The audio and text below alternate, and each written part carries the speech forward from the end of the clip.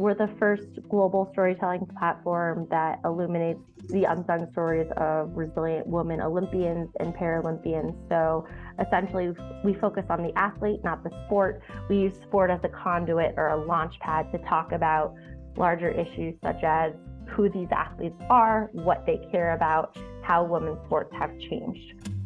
You're listening to the Woman of Value podcast. You are about to hear the story of a woman who is following her dreams and passions and creating positive change in the world. My guest today is Jamie Mittelman. She is the founder and host of Flame Bearers, and it's an award-winning podcast and the world's first storytelling platform specifically for women Olympians and Paralympians. Her background is in media, having managed a $30 million media portfolio on behalf of the conglomerate of Yahoo, the Huffington Post, AOL, and Verizon. She founded Flame Bearers while she was receiving her master's in public administration from the Harvard Kennedy School. And her work with Flame Bearers has reach in 48 countries, and she recently received 4 Signal Awards in the categories of diversity, equity, and inclusion, and public service and activism. Before Harvard, Jamie received her MBA from Dartmouth's Tuck School of Business. So we have an underachiever here. Really excited to welcome you to the podcast. Thanks for having me, Sandy. I'm really excited to chat with you. I'm sorry, that sounds so annoying. I swear I'm not an annoying person. No, not annoying. It's a lot of achievements. And I can tell that you're a person who is like a lifelong learner. You just want to grow and find your direction, the things that matter most to you. I'm getting that sense just from your bio. That's spot on. I think there's only so much that means. I think it's the personal awards that are probably the most important. Completely agree. 100%. So let's start with the question I ask everyone. What does woman of value mean to you? When I think of women of value, a couple different things come to mind. The first is what made me question who I am and what I care about in terms of priorities and values. So the things that come to mind are being a good person, putting others before myself, so being selfless, but yet also having a true sense of who I am and focusing on that. So selfless while still maintaining my roots and my grounding, if you will. And then I would say someone who makes the world better than when she came into the world. So that's something that whatever I do, whenever I lay my head down at night, I want to feel like I made one person's day a little bit better than it was the day before. Good answer. It all really comes down to values. It's really about what we value most in the world and then living those values, which is not so easy for a lot of people. You know, I think a lot of people are not clear. I mean, you had a lot of clarity here about being the kind of person that you want to be in this world and making the world a better place. And I think that when you have that focus of leaving the world a better place, of making a positive impact, which is why I started this podcast, because I love interviewing women who are doing that, it's inspirational. And it's also really, to me, that's everything. You know, it's just such an important thing. I completely agree. I can't take the credit for getting there myself, if I'm going to be totally honest. I think it was something that was heavily influenced by both of my parents at a young age in terms of how they raised me and my siblings, in terms of what they talked about, in terms of what they rewarded us for and what they didn't reward us for. What was seen as high praise was working hard, was treating other people with respect. It wasn't necessarily, what college you got into. Yes, they would be proud, but the things that really held the most weight were, getting the best team player award in school or on a sports team. That was seen as a higher achievement than getting into A, B, or C college. Well, you had good parents who had good values, and that's not so common. Most parents really focus so much on the A, and if it's an A, why isn't it an A plus? And did you get into the Ivy League school? And right. And then where are you at the end of the day? Because you've achieved a lot. And I get those people who come into my dating coaching practice who say, well, I've got all these achievements, but I don't even like myself, or I don't know how to have relationships because I focus so much on achieve, achieve, achieve. And Sure, then what? So totally. it's, yeah. I think there's a couple different items that I would love to flag on that. Well, first of all, I've been seeing someone for 7 months. If it doesn't work out, I will totally come to you for more help. Two, Okay. I would say I think a lot of this crystallized about almost 6 years ago. I lost my dad to incurable brain cancer. And Mm. then a year after that, my mom had what's called a type A aortic dissection. And it was those two moments, in addition to growing up with parents who prioritized certain things, that really made me question what I cared about and frankly, what I didn't care about. And the proof that life was too short to really focus on things that at the end of the day, when you're dying or dead, you're not going to be able to redo. So I think it was a combination of, no one, that's not something I would wish upon anyone, but I think I am grateful that I had those lessons relatively early in my life, that I could still have what I hope to be a long, happy life, to hopefully reprioritize and put what I want into focus. Yeah, that's a lot to go through. And the fact that you took that away is also has its testament to who you are and how you were raised. Because I will tell you that I've had clients who had near-death experiences, have had horrible things happen to them. And in the moment, they say, okay, I'm going to stop tolerating all these terrible things. I'm going to leave this horrible job. I'm going to break up with my husband. I'm going to get unstuck. And then as soon as they're back on their feet, they go right back because it's familiar, it's safe, but you chose a different path. I did. And I think it's something that every day I wake up and I'm, to be honest, a little bit terrified of, because it is less secure and more unknown and less traditional. I was, the only person out of my graduating class at Harvard who was doing something in the startup space, let alone in women in sports, which is kind of unheard of, and let alone in podcasting, which is, people look at me as if I have 5 heads. But it's what I care about. It's what makes me happy. And it's where I think I can add value to the world. So even if I reach one person, I'm kind of, all the other people can look at me as if I'm a weirdo, but I don't really care. Yeah, well, I like your 5 heads personally. Thank you. I as a person who has taken paths that didn't always fall into the same course that everybody else expected of me, I have a lot of respect for you forging your own path. I really do. So let's start where it all started. Tell us about some of those early moments where you began to see, who am I? What is my value in this world? This is such a hard question, because I think there's a lot of different instances that I could point to. I think the first time when I realized what mattered to me most was actually when I was, interestingly, nominated for an award in 5th grade and did not get it. And this was considered like it was like the community member, the nice award for the girl in my class. And I was one of 3 people who was nominated. And I thought this was such a big deal. And I was hopeful that I was going to win it. And I think what was so pivotal about that for me was I was leaning on external gratification and external accolades to get my self-worth. And it really rocked me and it really upset me when I didn't get it. And this led me down a rabbit hole of self-doubt, of questioning myself, of honestly devaluing myself, because saying, oh, the committee didn't give it to me, X, Y, and Z.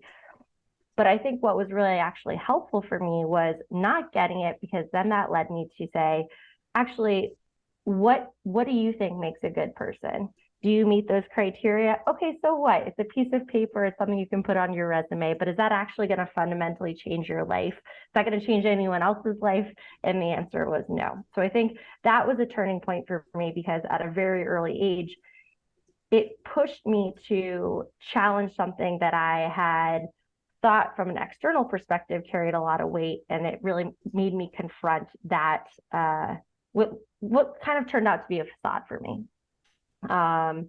I would say that the next turning point was really when I lost my dad, and I think that was really life-changing in the sense that it was a full stop for me, and I basically went into a period of mourning for 2 years, and it really made me pause and think about what I cared about and where I wanted to put my time. And at the end of the day, the thing I took away was it's the people that I want to invest in, and it is a lifestyle that I want to have, and that I don't necessarily want to be caught up in the rat race and the pressures and a lot of the feelings that I think many people are stuck with. And I kind of want to go to the beat of my own drum. First of all, fifth grade.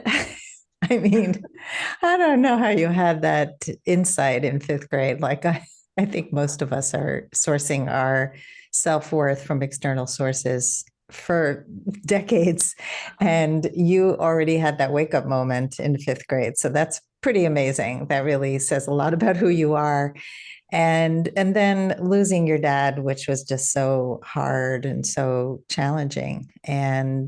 But taking the time to mourn, which I think is also important. A lot of people, especially if you're on a track to achieve, you don't take time to feel. And you felt and you thought and you were introspective and you realized what mattered most. And I think it's really commendable. It's very admirable. Thank you. I would say that by no means is this a done deal where it was like fifth grade, eureka, I came to this process and now I've never sought to achieve again. This is a constant battle, something that I continually check.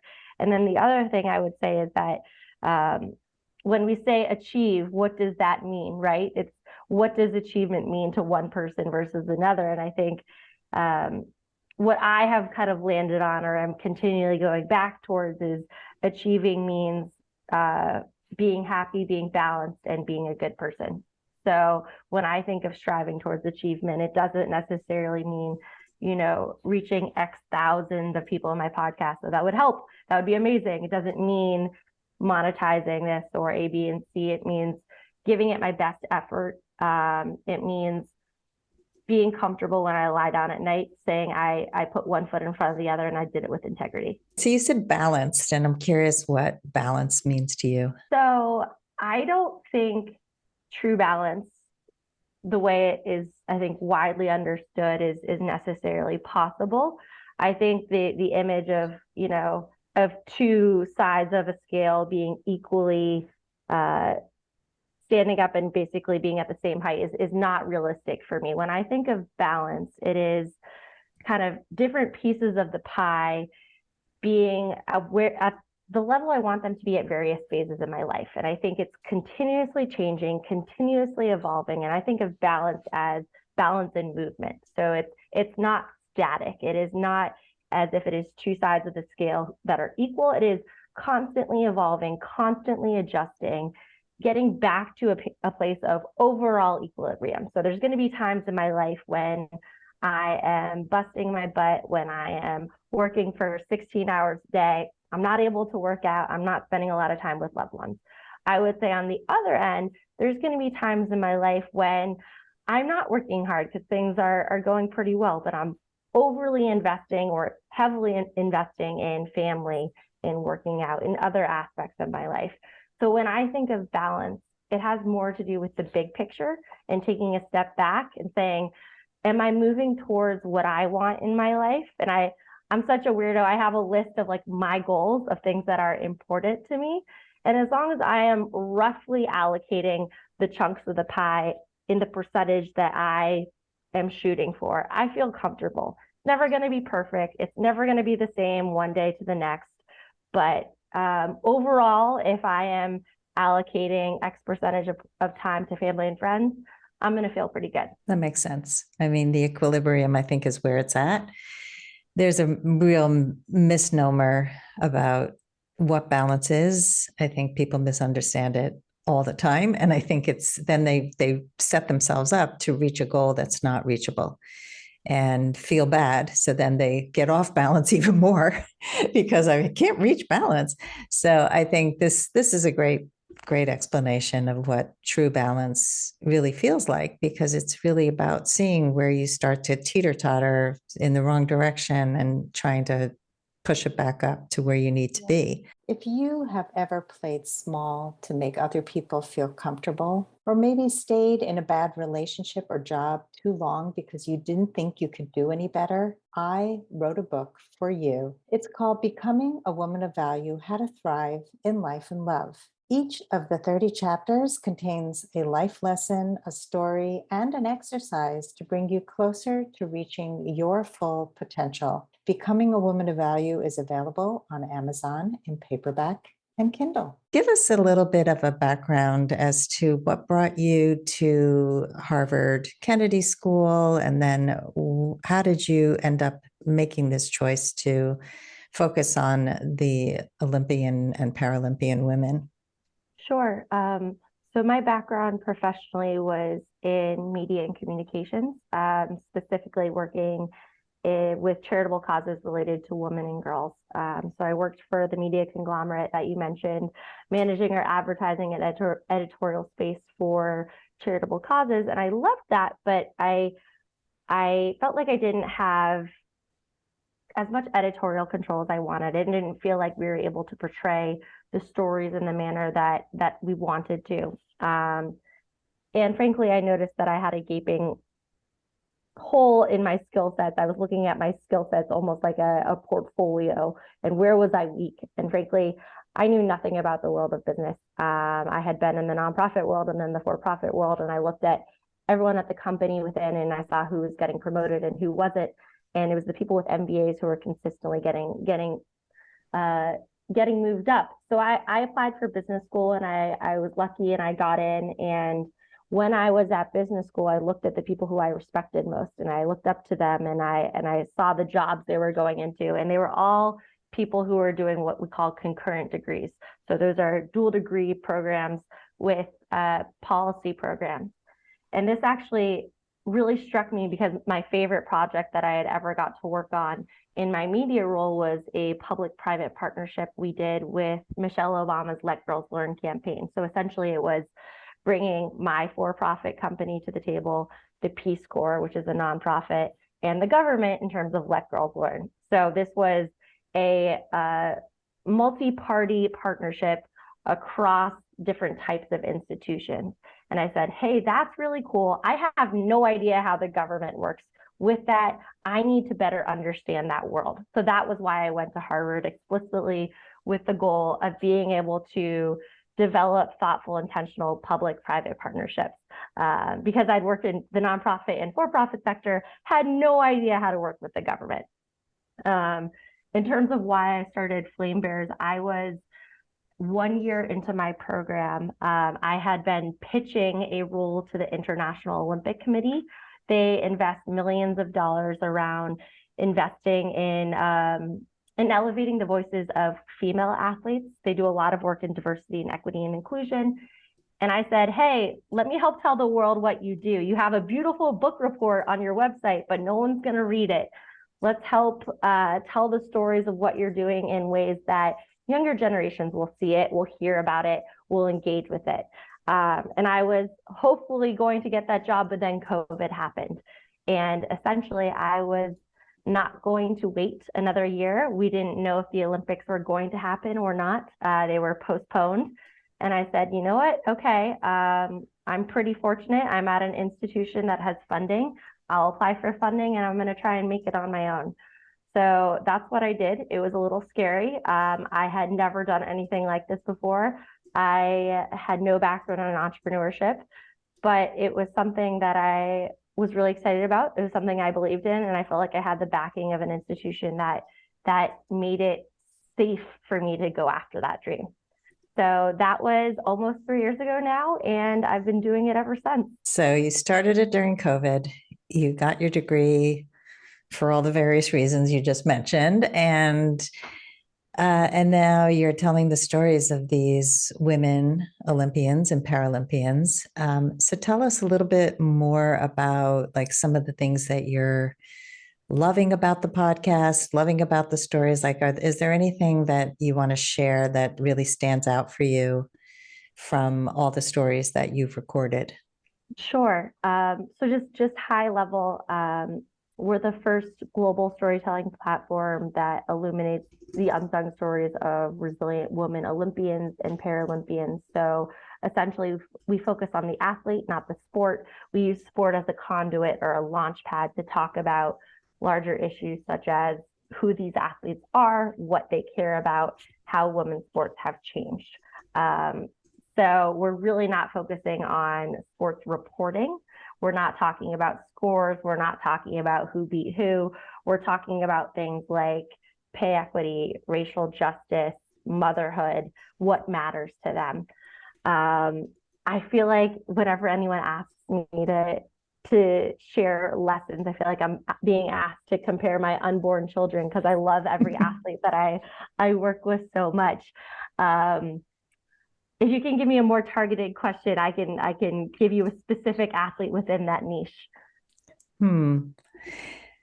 Well, I'm thinking about, has there been a story that surprised you, maybe? Okay. Sure. This story will definitely catch people off guard. Rita Asimwe is from Uganda. She is the top para badminton player in all of Africa. Rita lost her hand about 10 years ago when thieves entered her grandmother's house and she was defending her family, and the thieves hacked her hand off with a machete. Now, I think what is so striking about Rita is Rita had to relearn how to write, how to wash clothes, how to do everything, but with her left hand. She's now left-handed because she doesn't have a right hand. She also relearned the sport of badminton and is now the reigning champion in Africa. What I think is so inspiring about Rita, besides this story that I just shared, is how she approaches every day. I chatted with one of her close friends and classmates, and who knew Rita when she came back to secondary school the week after losing her hand.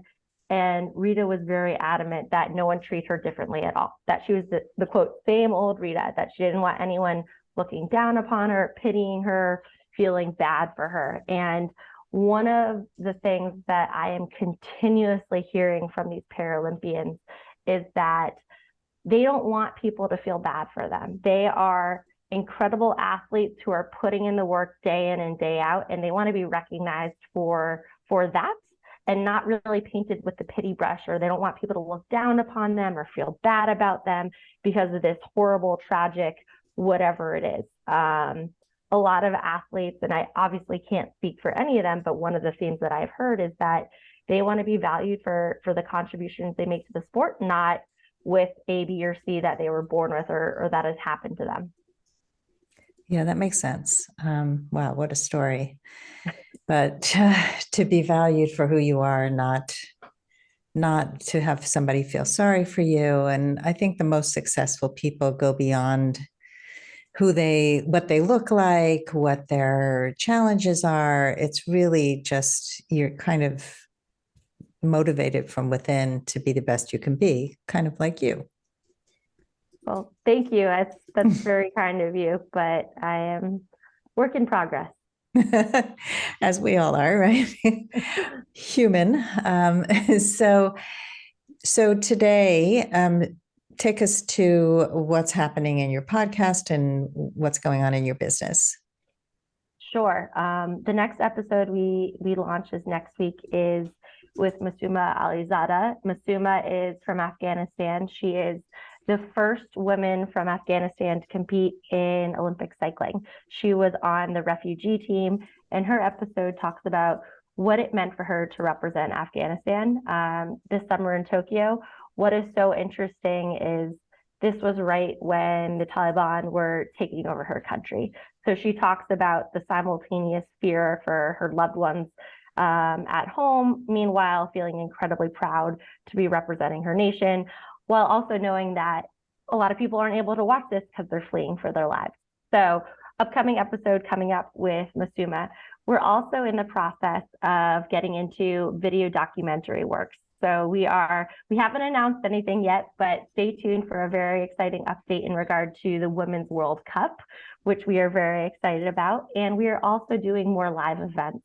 So bringing female Olympians and Paralympians to events where their voices can and should be heard. I love that. So that's your future plans are video documentary work, doing more live events. And so what would the live events look like? Sure. So to give an example, at this past, the Super Bowl, I'm forgetting timing wise how many weeks ago, with COVID, my timing has gotten so off. We brought 3 athletes out and co-hosted a panel at an event brought to you by This Is It Network, which is an incredible organization that elevates the voices of female entrepreneurs. And we hosted a conversation with 3 athletes, 2 of them Paralympians, 1 of them an Olympian. They had 9 gold medals across all 3 of them. And the conversation was about how do you create more space for women in sports? So one day that these athletes have the passion and the fervor that we felt out in Phoenix at their events. What are the concrete steps that we as professionals in A, B, or C industry can take to concretely help make sure that one day little girls, young women have people showing up to their sporting events in the same way that everyone did for the Super Bowl. So that was one example. We are hosting an event at an upcoming women's conference. So bringing voices in that sense, but we're really open. We're trying to bring these athletes into corporations, into conferences, really spaces where historically they have not been represented. So are these spaces where male athletes have been represented? I think historically, yes. So the Super Bowl, I would say, is a very traditionally masculine athletic space. I think a women's conference is something that historically has been more feminine, more women speakers. But I would say that athletes are not historically represented at a lot of these conferences in thought leadership in particular. If you look at the sports media world in terms of who gets coverage, 96% of the coverage in the US goes to male athletes. So that's less than 4% of sports media coverage goes to women athletes. So it's no wonder that they're not being represented on the big stage when people are looking for big name speakers, because people don't know who they are. Yeah, and it's important to hear their voices. And I think people also don't realize that there are incredible tools and things you can learn from athletes, especially women athletes who have to often manage things that men don't historically. And I personally am so impressed by the focus, the consistency, the tenacity. It really takes a lot to be a top athlete. And it's a lot of mindset stuff. It's not just being physically fit, it's so much. And I think people really have a lot to learn. Completely. Just the other day, I was working with Deja Young. So if you're not familiar, Deja is a U.S. track and field Paralympian. She has a gold medal, a silver, and a bronze medal, I believe, in the Paralympics. She has been very outspoken about her struggles with mental health. She actually attempted to commit suicide after her recent baby was born, Cyree. She had postpartum and has been an incredible advocate for sharing resources in that space, making sure people know that they are not alone, and really kind of making sure that people know that this exists in all industries for women of all colors. She's a woman of color, and making sure that people know that they're not alone. You can literally direct message her and she will respond to you. Wow. Do you have any other fires that are waiting for you? Books, television? I mean, what are your big dreams? Yeah, I would say I want Flame Bearers to become the preeminent storytelling platform for elite women athletes. So when women athletes think about having their stories told, that they immediately think of Flame Bearers as a safe community that will have your back, that will tell your story how you want it told. I think you can do that in multiple different ways. I think a book is one way. We're thinking about that. I think being on television is another way. Right now, the three channels that we're focusing on are podcast, live events, and video. But yes, to your point, the big dream down the line, every channel, we tell different stories, bring them to light in different ways. I feel like it's all going to happen for you. I hope so. Yeah. When you really focus on a niche and you're really driven, it's amazing how many doors start to open because people start to know you as this person who represents this. And it sort of happens. It doesn't all happen at once, obviously, and it wouldn't want it to happen all at once. But I do believe that when you're really focused and passionate, things start to open up and you start to see opportunities. And I'm excited for your future. Thank you. You're welcome. So we're going to go to the lightning round. Are you ready? Ready to go. Okay. I used to think I wasn't blank enough. Good enough. What was the number one thing holding you back from becoming a woman of value? Myself.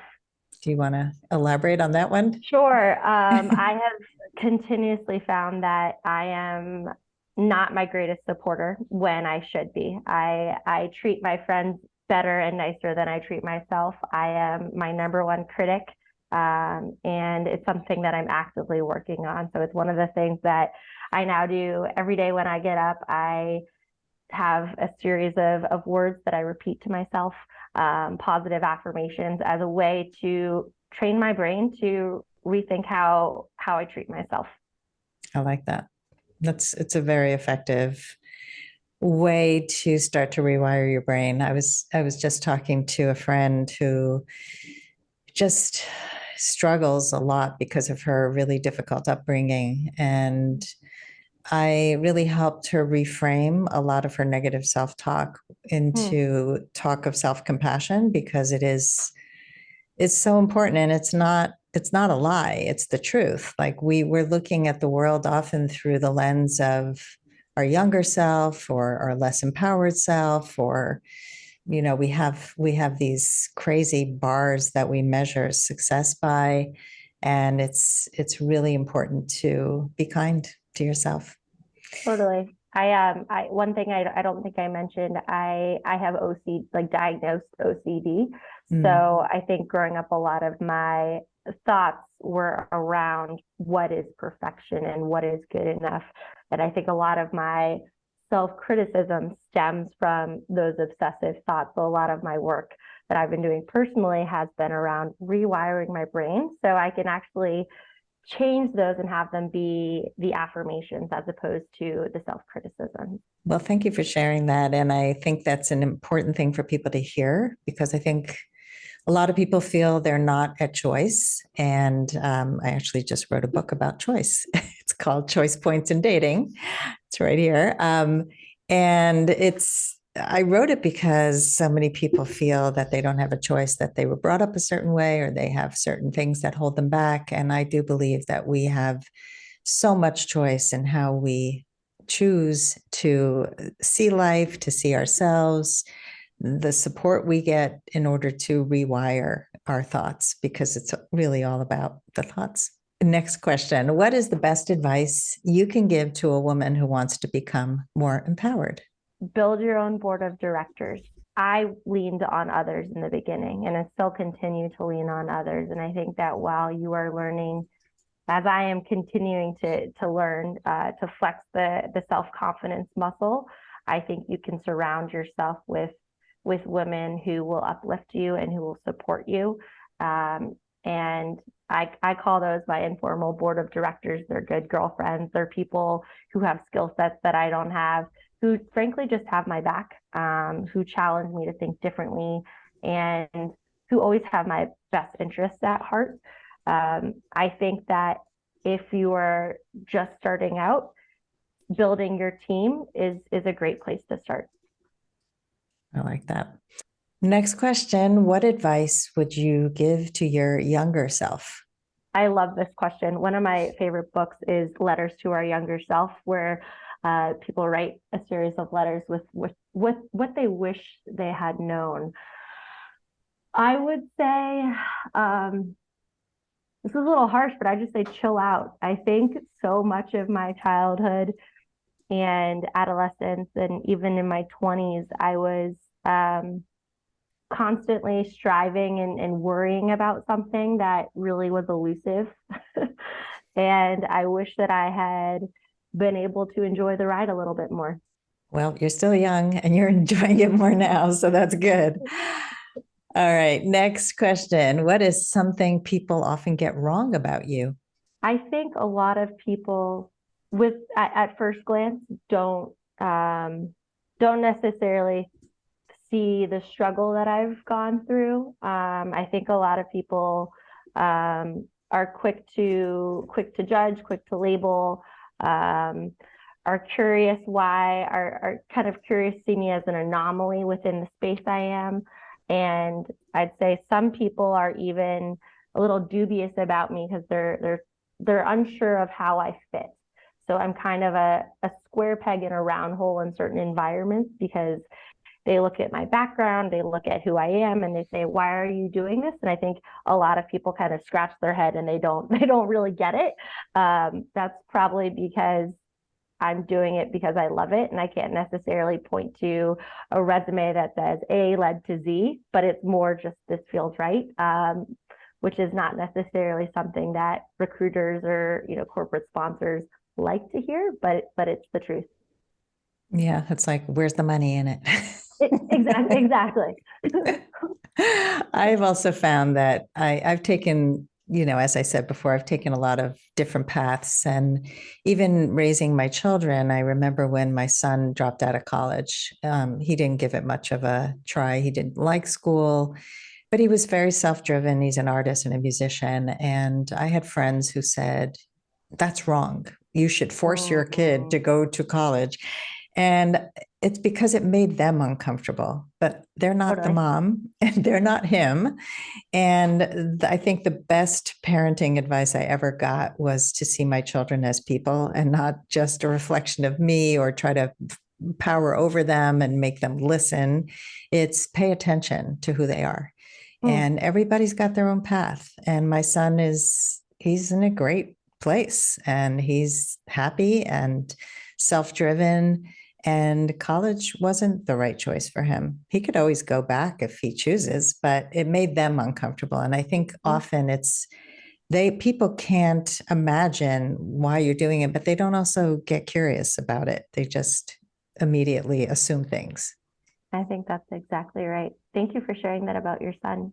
Oh, you're welcome. He's a pretty cool guy. He sounds like it. So finally, Jamie, how would you like to be remembered? I would love to be remembered as someone who added a little bit more sunshine to the world. So that can mean different things to different people. But I want people to remember me and think that I brightened their day. I was there for them. I gave them a hug when they needed it. I taught them new information, whatever that may mean. But I like the imagery of sunshine because that's how I feel warmth. Yeah, it's interesting that you said sunshine because the name of your company is Flame Bearers, and it's all about light and fire and warmth. In a sense, it's just immediately made me connect the two. And there's something really special about both of those things and the symbolism behind it. Well, this has been a wonderful conversation, so inspirational. And you're young, you're following your passions, and I find it very inspiring. And I'm sure our listeners will as well. So, Jamie, where can people find you? Give us one link to share here. It'll be flamebearers.com. You can find all information on our website there. We also have Facebook, Instagram, LinkedIn, but they're all off of flamebearers.com. And all the rest of the links will be in the show notes. So, you got it. Yeah. So thank you so much, Jamie, for coming on our show, for showing the world what your version of woman of value is and how you bring sunshine to the world. Thank you, Sandy. I appreciate it. And I love what you do. I think it's been really incredible to catch up on your work. And I'm excited to continue to follow along. Oh, thank you so much. And good luck with your relationship. Excited to Thank hear about that.